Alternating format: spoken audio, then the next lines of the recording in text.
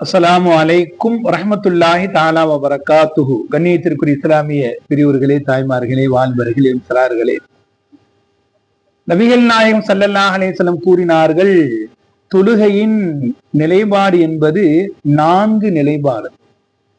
தொழுகையுடைய முக்கியமான 4 அம்சங்கள்.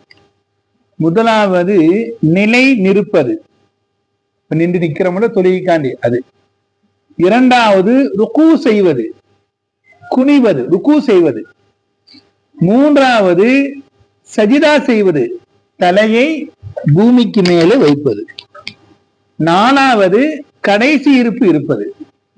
இந்த 4 நிலைகளில் அல்லாஹுக்கு மிக பிடித்த நிலைப்பாடு என்பது மனிதன் தொழுகையிலே சஜிதா செய்கின்ற நிலைப்பாடு அல்லாஹ்க்கு ரொம்ப பிடித்த நிலைப்பாடு.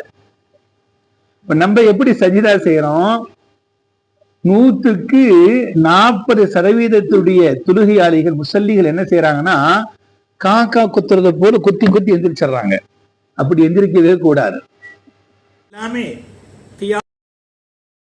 நின்று ஓதப்படுகின்ற அந்த நிலைப்பாடும் பொறுமையா செய்யணும்.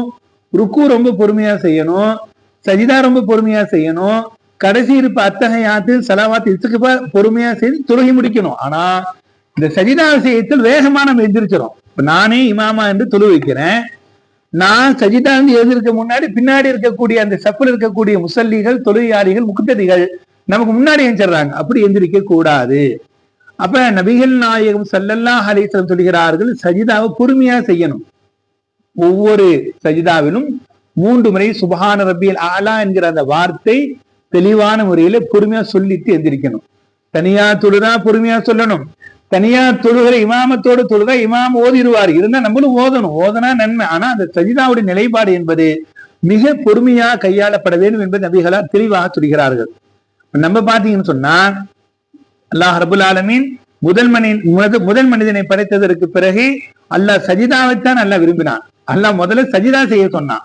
நபி ஆதமுக்கு அல்லாஹ் சஜிதா செய்ய சொன்ன எல்லா மலக்களும் சஜிதா செய்தார்கள்.